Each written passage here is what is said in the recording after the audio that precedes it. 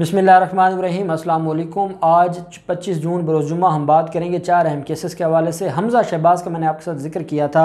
हमज़ा शहबाज़ के जो जवाब अदालत में FIA के सामने जमा करवाए गए हैं वो बड़े दिलचस्प हैं और वो आपके साथ शेयर करना ज़रूरी है। ये FIA सामने लेकर आई है और ये आज उनके जवाबों को जो है वो पब्लिक किया गया है, तो वो मैं आपके साथ शेयर करने जा रहा हूँ। साथ हम बात करेंगे कि जरदारी हाउस से बड़ी गिरफ़्तारी हुई है और ये मैं समझता हूँ कि बिलावल जरदारी का जो फ्रंट मैन है, जिसने सबसे ज़्यादा जरदारी ख़ानदान की खिदमत की होगी, उसको आज इस्लामाबाद से गिरफ़्तार किया गया है। बड़ी अहम डिटेल्स हैं। मरीम नवाज़ के फ्रंट मैन की दरख्वास्त ज़मानत पर आज सुप्रीम कोर्ट में समाअत हुई है, उसके ऊपर भी हम बात करेंगे। और उज़ैर बलोच के फ़रियाल तालपुर के हवाले से जो नया इकबाली बयान सामने आया वो भी मैं आपके साथ शेयर करूँगा। पहले हम बात कर लेते हैं शहबाज शरीफ के हवाले से और शहबाज शरीफ से हमज़ा शहबाज से जो सवालात पूछे गए और जिस तरीके से उनको कहा गया।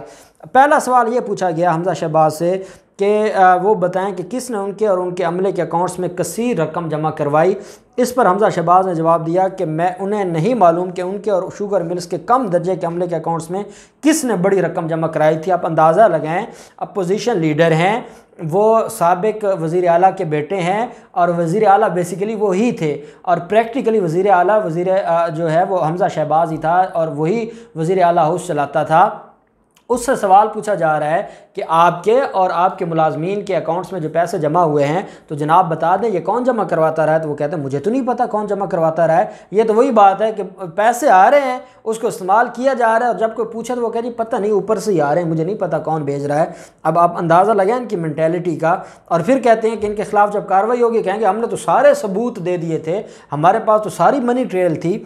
अगला सवाल, जब दोबारा सवाल पूछा जाता है कि जो है वो आप इस मामले का जवाब दें, किसने बड़ी रकम जमा करवाई थी और आपको जवाब देना होगा, तो फिर कहते हैं कि मैं सियासत अकाउंट में कहते हैं कि मैं सियासत में मसरूफ़ था। अब सियासत में हमज़ा शहबाज मसरूफ़ थे और मुझे नहीं मालूम कि मेरे अकाउंट में रकम किसने जमा कराई है। मैं रमज़ान शुगर मिल्स का चीफ़ एग्जीक्यूटिव ऑफिसर हूँ, लेकिन मुझे अंदाज़ा नहीं है कि मिल्स के क्लर्क्स और चपरासी के अकाउंट्स में अरबों रुपए किसने जमा करवाए। ये है इनका जवाब कि सियासत, क्योंकि सियासत ही तो इनको कारोबार है। तो जनाब आप जो सियासत करते हैं वो ही तो कारोबार है, वहीं से तो पैसे आते हैं। आपका सियासत में मसरूफ़ होने से मुराद यही है कि आप तो पैसे कमाने में मसरूफ़ थे और क्योंकि वो रियासत का पैसा था, हुकूमत का पैसा था, अवाम का पैसा था, तो इसलिए आपको क्या पता, आपने तो अल्लल्लाह तल्लल्लाह में उनको उड़ाया है और आपके अकाउंट्स में 25 अरब का आ जाना तो चीज़ ही कोई नहीं है, उसकी तो कोई अहमियत ही नहीं है, वो तो कोई फिगर ही नहीं है आपके सामने। तो आपका ये कहना मैं तो सियासत में मसरूफ़ था, मुझे नहीं मालूम कि ये पैसे कहाँ से आ गए। फिर हमज़ा शहबाज से जब पूछा गया कि आप इन सारे मामलात को जो है वो कैसे देखते हैं, आप कैसे FIA की टीम को मुतमईन करेंगे जो आपके खिलाफ एलिगेशन है, तो हमज़ा शहबाज ने कहा कि FIA के तफ्तीशकारों को मुतमईन करना मेरी ज़िम्मेदारी नहीं है। मैंने को आपका ठेका लिया कि मैं आपको मुतमईन करूँ और मैं आपके सवालों का जवाब क्यों दूं। तो ये अंदाज़ा लगाएं कि ये जवाब, अच्छा ये जो मैं आपके सामने बयान कर रहा हूँ ये ऑफिशियल जो है वो एक जो सवालनामा है और उसके जो जवाब हैं वो इनकी तरफ से सामने आए हैं, जो मुसद्दक़ा ज़राए की तरफ से, क्योंकि ऑफिशियली वैसे तो ये जारी नहीं कर सकते तफ्तीश के जो चीज़ें हैं, लेकिन जो मुसद्दक़ा ज़राए की तरफ से जिसके ऊपर जिसको रिबट नहीं किया, रिबटल में नहीं कहा गया दोनों तरफ से, न हमज़ा शहबाज की तरफ से न FIA की तरफ से, वो मैं आपके सामने शेयर कर रहा हूँ। वो एक रिपोर्ट सामने आई है। हमज़ा शहबाज ने कहा कि भाई मेरी कोई जिम्मेदारी नहीं है, मैं अपने छोटे भाई सलमान शहबाज का और रमज़ान शुगर मिल्स के मुलाजमीन के बारे में एक सवाल के जवाब में हमज़ा शहबाज ने यह भी कहा, जब सलमान शहबाज और जो शुगर मिल के मुलाजमीन के हवाले से पूछा गया तो उन्होंने कहा मुझे कोई मालूमात नहीं है, मुझे क्या पता मेरा भाई सलमान शहबाज लंदन में क्या करता है, या मुझे क्या पता कि मेरा क्लर्क क्या करता है, मेरा चपरासी क्या करता है। वो आते थे, काम करते थे, तनख्वाह ले जाते थे, बाकी उनके अकाउंट्स में पैसे आते थे नहीं आते थे तो मुझे नहीं पता और ना ही मैं इसका जिम्मेदार हूँ। साथ उन्होंने कहा कि रमज़ान शुगर मिल्स के डायरेक्टर सलमान शहबाज और ना ही ख़ानदान के किसी और फ़र्द के बैरून मुल्क असासे हैं और मैं इस बात की गवाही देता हूँ कि इनके असासे नहीं हैं और बाकी इनके जो मामलात हैं उनका मैं जवाबदेह नहीं हूँ। तफ्तीशकारों को यह भी बताया कि उनकी कानूनी टीम अदालतों में इन इल्ज़ामात का जवाब देगी और मैं आपके सामने जवाबात देने का पाबंद नहीं हूँ। एंटी मनी लॉन्ड्रिंग और financial act task force FATF कानून के बारे में पूछे जाने पर उन्होंने कहा कि मैंने अभी तक इनका मुताला नहीं किया। जब उनसे पूछा गया कि आपको पता है कि ये कवानीन आ गए और इन कवानीन के बाद ये जो आप करतूत करते रहें ये जुर्म है, तो उन्होंने कहा जी मैंने ये ये कानून पढ़े ही नहीं है। हमारा लॉ कहता है ignorance of law is no excuse. अब ये नहीं कह सकते मुझे तो इस कानून का पता ही नहीं था या मैंने ये कानून पढ़े ही नहीं थे। मोहम्मद रिजवान जो FIA लाहौर के डायरेक्टर हैं, उनकी क़यादत में जो तफ्तीशकार हैं, उन्होंने 1 घंटा पूछगछ की और पूछगछ करने के बाद वो उस नतीजे पर पहुँचे कि मुलज़िम के पास बताने को कुछ नहीं है और जो FIA ने इनके ख़िलाफ़ तहकीकात की हैं वही काफ़ी हैं और इसके अलावा पूछने का फ़ायदा कोई नहीं है, क्योंकि मुलज़िम ना तो कुछ बताने को तैयार है और ना ही मुलज़िम जो है वो तफ्तीशकारों के साथ, इन्वेस्टिगेटर ऑफिसर्स के साथ किसी तरह से भी कोई कोऑपरेट करना चाहते हैं। तो ये इनकी मैंटेलिटी है, ये इनके सवालों के जवाब है और बिल्कुल ऐसी बातें ये अदालतों में करते हैं और फिर भी इनको रिलीफ मिल जाता है। तो इसमें आप नैब को या फिर ये को गालियां देंगे तो उनको क्या कसूर है? हाँ, अगर इनकी इन हरकतों, इन जवाबों के बावजूद अगर अदालतें रिलीफ दे देती हैं तो फिर FIA और नैब का कसूर नहीं है, फिर किसी और का कसूर है और आप जानते हैं किसका कसूर है।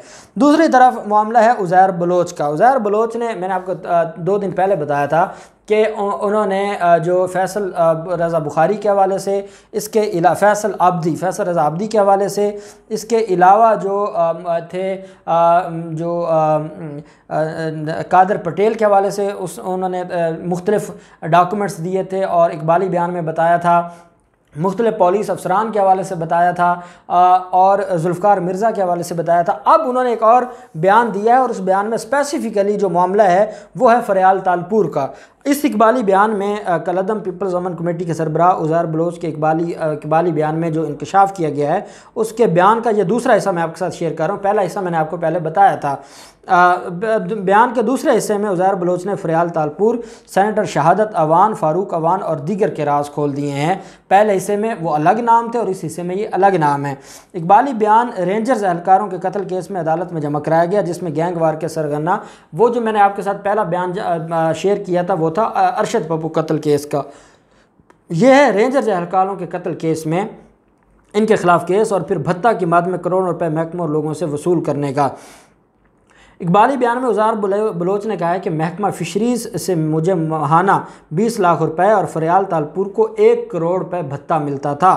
फ़िशरीज़ के डायरेक्टर सईद बलोच और निसार मोराई को मेरे कहने पर तैनात किया गया था। निसार मोराई वो है जिसके ख़िलाफ़ केस चल रहा है और जिसके ख़िलाफ़ इतना बड़ा रेफरेंस है जो महकमा फ़िशरीज़ में करप्शन और घपलों का। उज़ैर ने एतराफ़ किया कि सेनेटर शहादत अवान, SSP फ़ारूक अवान और CCPO वसीम अहमद से दोस्ताना तल्लुकात थे। मैंने शहादत अवान और फ़ारूक अवान को ज़मीनों पर कब्ज़ा करने में मदद की थी। उज़ैर बलोच ने सेनेटर जो है पाकिस्तान पीपल्स पार्टी का, उसको और SSP को जो है वो मदद की थी कब्ज़े दिलवाने में, ये उज़ैर बलोच अदालत में कह रहा है।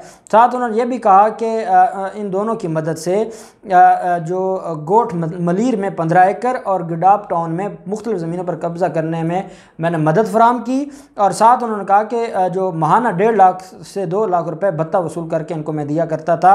और ये 164 का बयान जो है वो मुतल्लिका मजिस्ट्रेट ने अदालत में जमा करवाया है। ये हैं इनके करतूत और ये हैं इनके मामलात। अब हम गिरफ़्तारी के हवाले से आ जाते हैं। जो अहम गिरफ़्तारी हुई है और जिस तरीके से जो जाली अकाउंट्स केस में जो मरकज़ी मुलज़म है उसको गिरफ़्तार किया गया है इस्लामाबाद से, और इस मुलज़म के ख़िलाफ़ जो एलिगेशन था और जिस तरीके से ये मुलज़म इन सारे मामलात में मुलव्वस था, इमरान शफ़ी नाम है। इमरान शफ़ी अक्सर हम जिक्र करते रहते हैं जब जाली अकाउंट्स का, आसफ़ ज़रदारी, फरियाल तालपुर, बिलावल ज़रदारी, मुराद शाह, तो जाली अकाउंट्स की जब हम बात करते हैं तो इमरान शफ़ी का बड़ा नाम आता था। नैब लाहौर को जाली अकाउंट्स केस में मतलूब मुलज़िम इमरान शफ़ी कई साल से बैरून मुल्क फ़रार था। ज़राए के मुताबिक मुलज़िम की वापसी की इत्तला पर नैब ने इसे रावलपिंडी से गिरफ़्तार किया है। ज़राए का कहना है कि मुलज़िम को रावलपिंडी से लाहौर मुंतकिल किया जाएगा और उसे फिर जुम्मा आज एहतसाब अदालत में पेश किया गया और एहतसाब अदालत से उसका रिमांड लिया गया। ये इमरान शफ़ी जाली अकाउंट्स, आप जानते हैं कि जाली बैंक अकाउंट्स केसेस का जो धंधा है ये इसमें सारे का सारा जो मामला था वो आसफ़ ज़रदारी और ज़रदारी कंपनी का था और ये जाली अकाउंट्स के माहिर थे। इन्होंने जाली अकाउंट्स का ये धंधा किया था और उसमें अहम जो मुलज़िम था इमरान शफ़ी, जो कई अरसा से भगोड़ा था और मफरूर था, बिलाखिर वो पकड़ा गया है और उसके ख़िलाफ़ कार्रवाई शुरू हो गई है। तो अब देखते हैं कि उसके रिमांड से क्या तफ्तीश सामने आती है। दूसरी तरफ जो मामला था अली वज़ीर का सुप्रीम कोर्ट ऑफ पाकिस्तान में आज उनकी दरख्वास्त ज़मानत पर समाअत हुई है।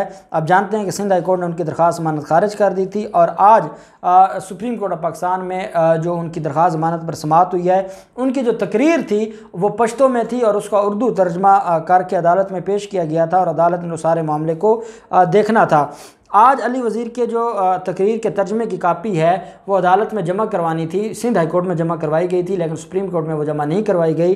तो क्योंकि वो कापी मौजूद नहीं थी तो अदालत ने कहा कि वो कापी दें ताकि हम उस तर्जमा को देखें और फिर उसके बाद देखें कि जो इनके ख़िलाफ़ एलिगेशंस हैं वो सामने आते हैं या नहीं आते। अली वज़ीर की तकरीर का पेशावर यूनिवर्सिटी के प्रोफेसर ने तर्जमा किया था। इंसदाद दहशतगर्दी की अदालत की हदायत पर तकरीर का पश्तो से उर्दू में तर्जमा किया गया था। अदालत ने तर्जमे की कापी तलब करते हुए समाअत गैर मुअय्यना मुद्दत के लिए मुलतवी कर दी है। अली वज़ीर जेल में है। पोस्ट रेस बेल उनकी पहले ATC से खारिज हुई, फिर सिंध हाई कोर्ट से खारिज हुई और अब उनका मामला आ गया जो यहाँ पर सुप्रीम कोर्ट ऑफ पाकिस्तान में। और सुप्रीम कोर्ट ऑफ पाकिस्तान में भी जब वो तकरीर की का तर्जमा जो है वो सामने आ जाएगा तो उसके बाद फिर इनकी ज़मानत का कोई चांस नहीं रहता। अब देखते हैं कि इनकी ज़मानत के हवाले से क्या होता है। जो भी डिटेल्स होंगी हम आपके साथ शेयर करते रहेंगे। अल्लाह पाक पाकिस्तान का मुनासिर हो। बहुत शुक्रिया। अल्लाह हाफ़िज़। पाकिस्तान जिंदाबाद।